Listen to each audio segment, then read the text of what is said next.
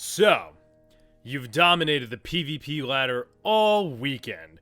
You've managed to get your hands on every adept god roll, just so anyone that ever comes in contact with you knows that you haven't seen grass or felt the touch of a woman in about a year and a half. But what to do when you've gotten all your god rolls in gear and not even the flawless pool can give you any sense of challenge? Well, maybe you heard from a friend that you've only been playing about 5% of what the game has to offer, and that in the other 95%, you can do master level challenges to get some more gear that PvP doesn't offer. And soon enough, a whole new slew of adept gear will drop from Grandmaster content. All you have to do is run a strike. Easy, right?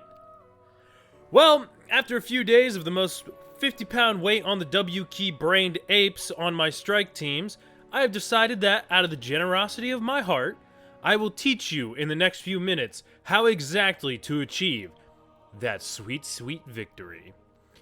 So sit back, relax, and learn from Professor Swole. I don't believe that man's ever been to medical school.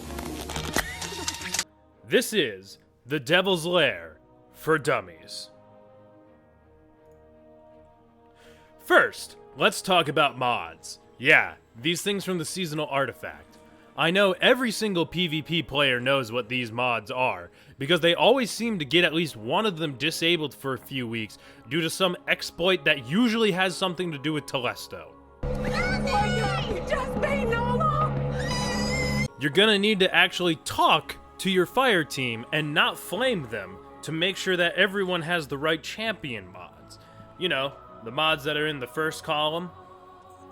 After you've got the right mods, your weapons and subclass loadouts are pretty much going to revolve around those. And if you're just LFGing a group, it's not a bad idea to run both champion mods, even if you can't use your best loadout. Now, let's talk weapons. Bows. You know, that one weapon archetype that you only see once in a blue moon in the Crucible, and half the time they're getting free farmed by your team and the other half they're farming you? Yeah, bows are your friends for this Nightfall. My personal favorite is TQ's Divinity because of... But you don't have to run that. Trinity Ghoul and Le Monarch are amazing as well. But that uses my exotic slot. Well, guess what? Linear fusion rifles are cracked right now thanks to particle deconstruction, so you don't need to have an exotic in your heavy slot.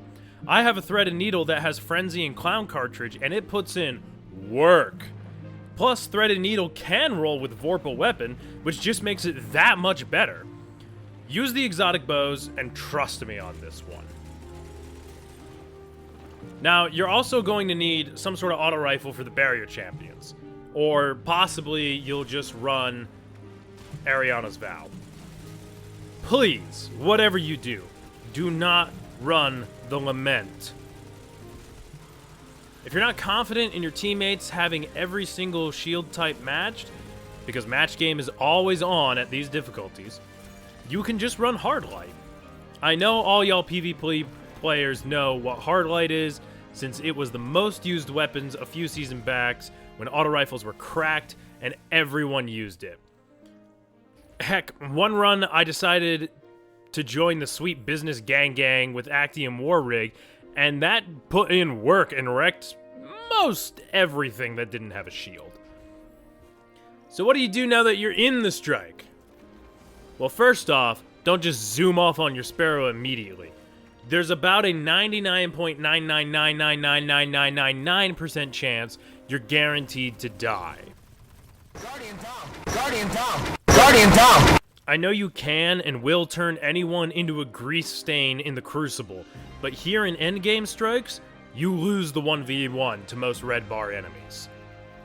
And speaking of enemies, Devil's Lair has a lot of them.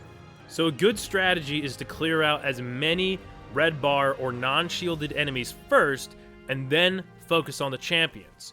You can always stun the champions, and then focus on clearing out all the low-level enemies while the champions are stunned, and then re-stun them, and then deal with the champions when there's almost nothing left. The only, and I mean the only exception to this rule, is when there's a servitor around.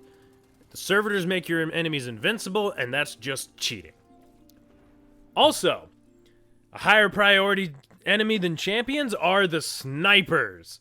These turd McNuggets have better accuracy than all those Trials players who were god-tier snipers but mysteriously vanished when the anti-cheat was introduced into the game. These snipers use the Queen's Breaker from the Forsaken days, another exotic I know y'all will remember since everyone abused it until Bungie nerfed it. Just like y'all do with everything else in this game, you make such a big deal out of it until Bungie changes it, and then you complain the game isn't fun anymore. Anyways, back on topic. In the first major room, it's a good idea to hide in the hallway with the trains, since it gives you a ton of cover and also funnels the enemies from one direction so you can't get surrounded. Just be careful at the beginning of the second phase, because it spawns a bunch of hive right next to where you're standing. But other than that, the enemy will only approach from one direction. The tank fight is also annoying, because it takes forever! Just remember, kill the servitor first, then the snipers. The Brigs are much easier to kill with multiple teammates rather than just on your own. It's actually pretty easy to kill a tank, as long as you don't stand where the bright red line is pointing, because that'll one-shot you. The last thing to remember during the tank fight is that every time you take out a third of the tank's health, it spawns a bunch of new enemies right in the middle, and usually a few champions as well. As for the boss fight, there's a little room on the left that provides a bunch of cover and funnels enemies from one direction. Just dance in between killing enemies and dealing damage to the boss, and you'll be fine. Just remember to check below you, since some enemies hide there on the third and fourth phases of the boss. A few champions also spawn in the last phase of the boss fight, but as long as you're not trying to 1v1000 the AI, you'll be fine. Now let's talk subclasses. You can pretty much run whatever you want. Obviously, subclasses that provide crowd control and defensive or offensive bonuses to your team are the best, but if you want to play Thunder Crash, Nova Bomb, Chaos Reach, or Celestial Nighthawk, go for it, because clearly your team is well protected when the enemy is just dead.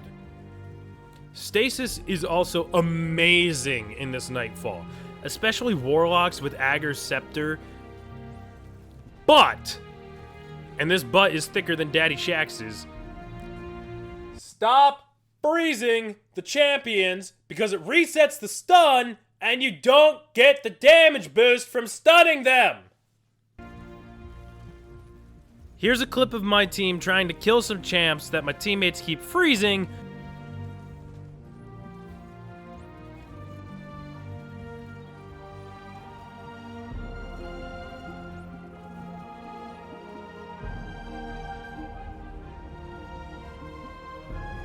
Versus me soloing a champion with a stun damage boost. You tell me which is more effective.